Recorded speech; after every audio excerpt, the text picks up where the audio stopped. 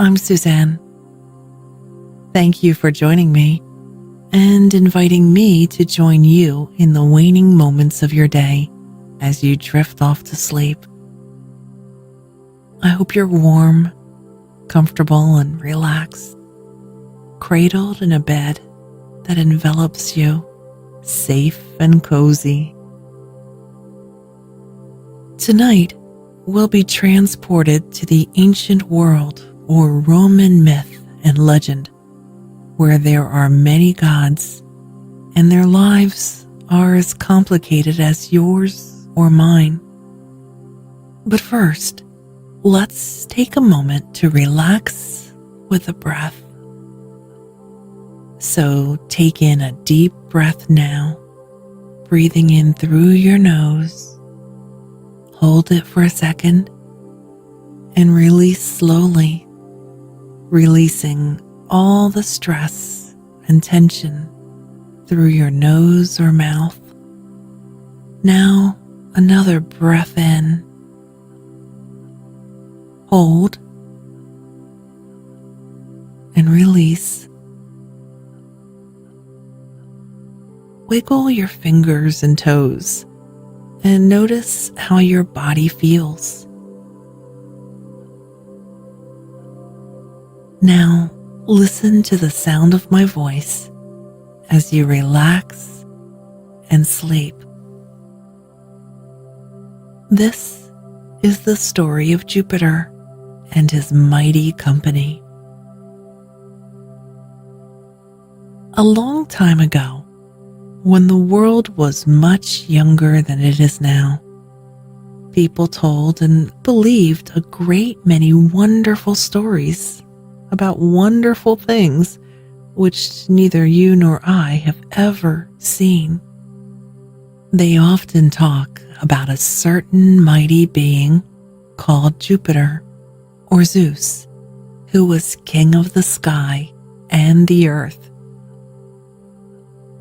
And they said that he spent most of his time amid the clouds on the top of a very high mountain, where he could look down and see everything that was going on the earth below. He liked to ride on the storm clouds and hurl burning thunderbolts right and left among the trees and rocks. And he was so mighty that when he nodded, the earth quaked. The mountains trembled and smoked. The sky grew black, and the sun hid his face. Jupiter had two brothers, both of them terrible fellows, but not nearly so great as himself. The name of one of them was Neptune, or Poseidon, and he was the king of the sea. He had a glittering golden palace far down in the deep sea caves where the fishes lived and the red coral grows.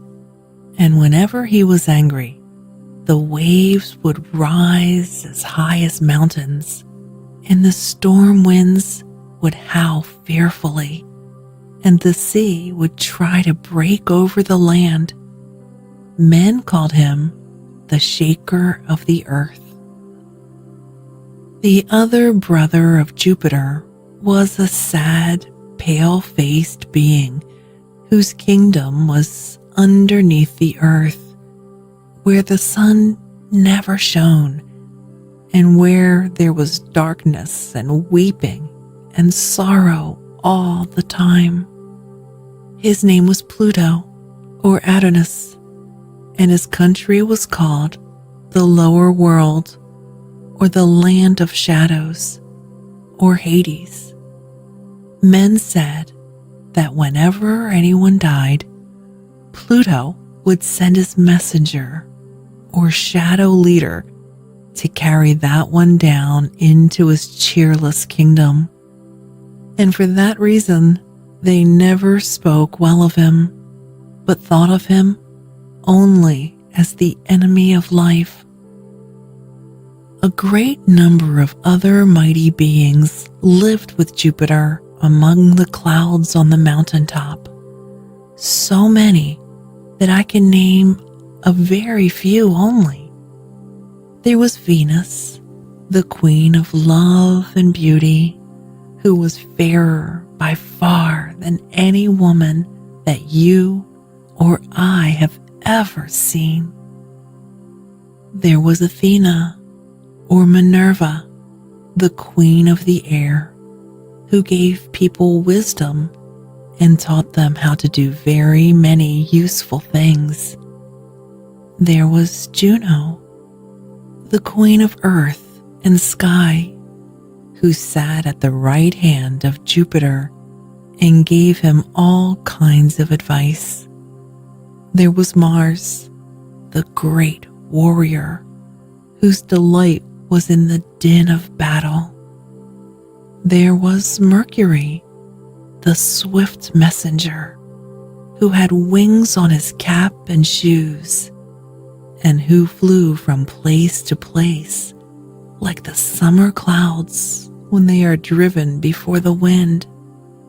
There was Vulcan, a skillful blacksmith, who had his forge in a burning mountain and wrought many wonderful things of iron and copper and gold. And besides these, there were many others about whom you will learn by and by, and about whom men told strange and beautiful stories. They lived in glittering golden mansions high up among the clouds, so high indeed that the eyes of men could never see them. But they could look down and see what men were doing, and oftentimes they were said to leave their lofty homes and wander unknown across the land or over the sea. And of all these mighty folk, Jupiter was by far the mightiest. Jupiter and his mighty folk had not always dwelt amid the clouds on the mountaintop. In times long past, a wonderful family called Titans had lived there and had ruled over all the world. There were 12 of them, 6 brothers and 6 sisters, and they said that their father was the sky and their mother was the earth. They had the form and looks of men and women, but they were much larger and far more beautiful. The name of the youngest of these Titans was Saturn, and yet he was so very old that men often called him Father Time. He was the king of the Titans, and so, of course, was the king of all the earth besides. Men were never so happy as they were during Saturn's reign. It was the true golden age then. The springtime lasted all the year. The woods and meadows were always full of blossoms, and the music of singing birds was heard every day and every hour. It was summer and autumn too at the same time. Apples and figs and oranges always hung ripe from the trees, and there were purple grapes on the vines, and melons and berries of every kind, which the people would happily pick and eat. Of course, nobody had to do any kind of work in that happy time. There was no such thing as sickness or sorrow or old age. Men and women lived for hundreds and hundreds of years and never became gray or wrinkled, but were always handsome and young. They had no need of houses, therefore there were no cold days, nor storms, nor anything to make them afraid. Nobody was poor, for everybody had the same precious things: the sunlight, the pure air, the wholesome water of the springs, the grass for a carpet, the blue sky for a roof, the fruits and flowers of the woods and meadows. So, of course, no one was richer than another, and there was no money, nor any locks or bolts, for everybody was everybody's friend, and no man wanted to get more of anything than his neighbors had. When these happy people had lived long enough, they fell asleep, and their bodies were seen no more. They flitted away through the air, and over the mountains, and across the sea, to a flowery land in the distant west. And some men say that even to this day they are wandering happily hither and thither about the earth, causing babies to smile in their cradles, easing the burden of the toil-worn and sick, and blessing mankind everywhere. What a pity it is that this golden age should have come to an end, but it was Jupiter and his brothers who brought about the sad change. It is hard to believe, but men say that Jupiter was the son of the old Titan king Saturn, and that he was hardly a year old when he began to plot how he might wage war against his father. As soon as he was grown up, he persuaded his brothers, Neptune and Pluto, and his sisters, Juno, Ceres, and Vesta, to join him, and they vowed that they would drive the Titans from the earth. Then followed a long and terrible war. But Jupiter had many mighty helpers. A company of one-eyed monsters called Cyclops were kept busy all the time, forging thunderbolts in the fire of burning mountains. 3 other monsters, each with 100 hands, were called in to throw rocks and trees against the stronghold of the Titans, and Jupiter himself hurled his sharp lightning darts so thick and fast that the woods were set on fire and the water in the rivers boiled with the heat.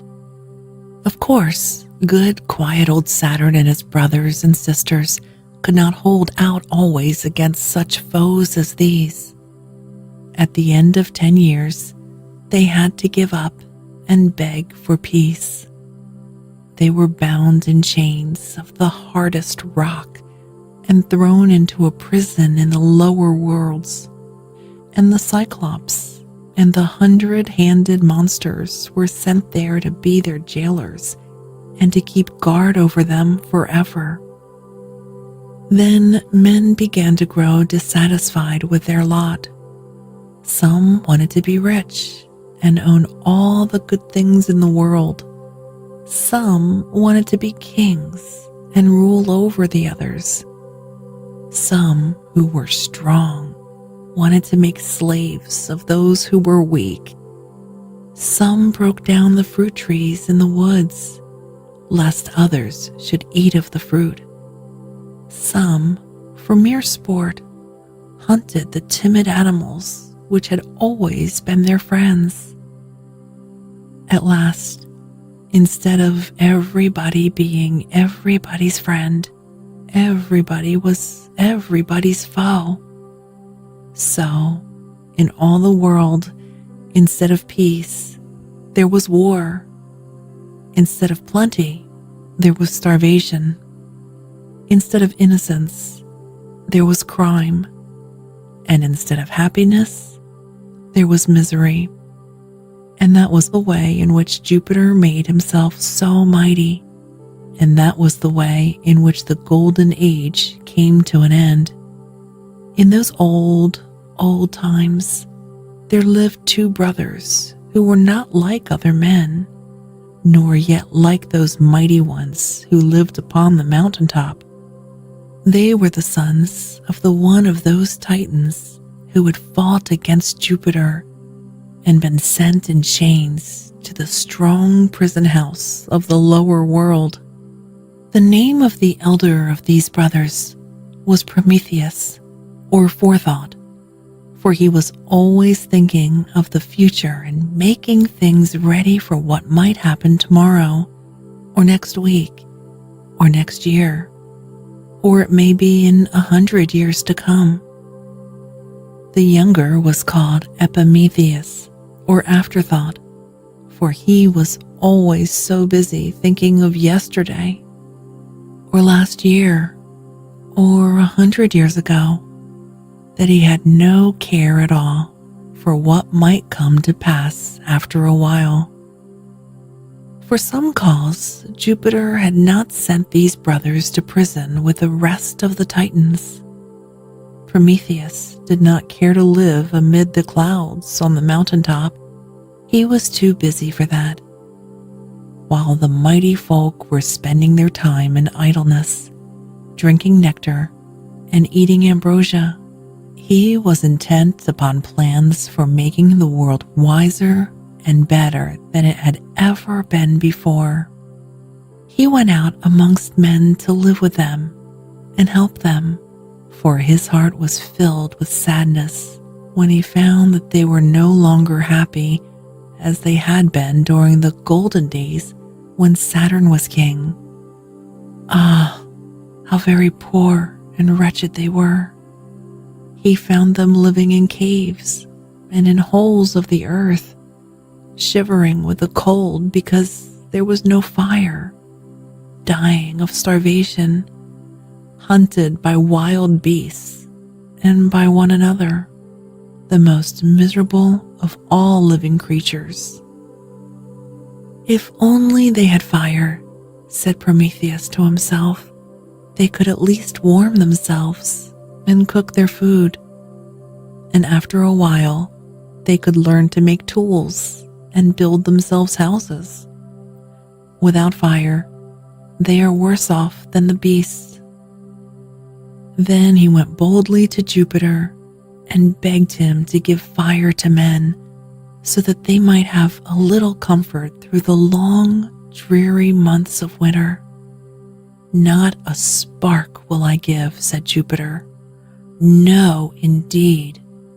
Why, if men had fire, they might become strong and wise like ourselves, and after a while, they would drive us out of our kingdom. Let them shiver with cold, and let them live like the beasts. It is best for them to be poor and ignorant, so that we mighty ones may thrive and be happy. Prometheus made no answer, but he had set his heart on helping mankind, and he did not give up. He turned away and left Jupiter and his mighty company forever. As he was walking by the shore of the sea, he found a reed, or as some say, a tall stalk of fennel, growing, and when he had broken it off, he saw that its hollow center was filled with a dry, soft pith, which would burn slowly and keep on fire a long time. He took the long stalk in his hands and started with it towards the dwelling of the sun in the far east. Mankind shall have fire in spite of the tyrant who sits on the mountaintop, he said. He reached the place of the sun in the early morning, just as the glowing golden orb was rising from the earth and beginning his daily journey through the sky. He touched the end of the long reed to the flames, and the dry pith caught on fire and burned slowly. Then he turned and hastened back to his own land, carrying with him the precious spark hidden in the hollow center of the plant. He called some of the shivering men from their caves and built a fire for them and showed them how to warm themselves by it and how to build other fires from the coals. Soon there was a cheerful blaze in every rude home in the land, and men and women gathered around it and were warm and happy and thankful to Prometheus for the wonderful gift which he had brought to them from the sun. It was not long until they learned to cook their food and so to eat like men instead of like beasts. They began at once to leave off their wild and savage habits, and instead of lurking in the dark places of the world, they came out into the open air and the bright sunlight and were glad because life had been given to them. After that, Prometheus taught them, little by little, 1,000 things. He showed them how to build houses of wood and stone, and how to tame sheep and cattle and make them useful, and how to plow and sow and reap, and how to protect themselves from the storms of winter and the beasts of the woods. Then he showed them how to dig in the earth for copper and iron, and how to melt the ore, and how to hammer it into shape and fashion it from the tools and weapons which they needed in peace and war. And when he saw how happy the world was becoming, he said, "A new golden age shall come, brighter and better by far than the old." Things might have gone on very happily indeed, and the golden age might really have come again, had it not been for Jupiter. But one day, when he chanced to look down upon the earth, he saw the fires burning, and the people living in houses, and the flocks feeding on the hills, and the grain ripening in the fields, and this made him very angry. "Who has done all this?" he asked, and someone answered, "Prometheus." Of course, it would be easy enough to deal with Prometheus at any time, and so Jupiter was in no great haste about it. He made up his mind to distress mankind first, and he thought of a plan for doing it in a very strange roundabout way. In the first place, he ordered his blacksmith, Vulcan, whose forge was in the crater of a burning mountain, to take a lump of clay, which he gave him, and mold it into the form of a woman. Vulcan did as he was bidden, and when he had finished the image, he carried it up to Jupiter, who was sitting among the clouds with all the mighty folk around him. It was nothing but a mere lifeless body, but the great blacksmith had given it a form more perfect than that of any statue that has ever been made. "Come now," said Jupiter, "let us all give some goodly gift to this woman." And he began by giving her life. Then the others came in their turn, each with a gift for the marvelous creature. One gave her beauty, and another a pleasant voice, and another good manners, and another a kind heart, and another skill in many arts, and lastly, someone gave her curiosity. Then they called her Pandora, which means the all-gifted, because she had received gifts from them all. Pandora was so beautiful and so wondrously gifted that no one could help loving her. When the mighty folk had admired her for a time, they gave her to Mercury, the light-footed, and he led her down the mountainside to the place where Prometheus and his brother were living and toiling for the good of mankind. He met Epimetheus first, and said to him, "Epimetheus, here is a beautiful woman whom Jupiter has sent you to be your wife." Prometheus had often warned his brother to be aware of any gift that Jupiter might send, for he knew that the mighty tyrant could not be trusted. But when Epimetheus saw Pandora, how lovely and wise she was, he forgot all warnings and took her home to live with him and be his wife. Pandora was very happy in her new home, and even Prometheus, when he saw her, was pleased with her loveliness. She had brought with her a golden casket, which Jupiter had given her at parting, and which he had told her held many precious things. But wise Athena, the queen of the air, had warned her never to open it, nor look at the things inside. "They must be jewels," she said to herself, and then she thought of how they would add to her beauty if only she could wear them. "Why did Jupiter give them to me if I should never use them, nor so much as look at them?" she asked. The more she thought about the golden casket, the more curious she was to see what was in it. And every day she took it down from its shelf and felt of the lid and tried to peer inside of it without opening it. "Why should I care for what Athena told me?" she said at last. "She is not beautiful, and jewels would be of no use to her. I think that I will look at them, at any rate. Athena will never know. Nobody else will ever know."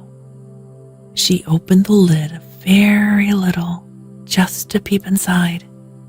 All at once, there was a whirring, rustling sound, and before she could shut it down again, out flew 10,000 strange creatures with death-like faces and gaunt and dreadful forms, such as nobody in all the world had ever seen.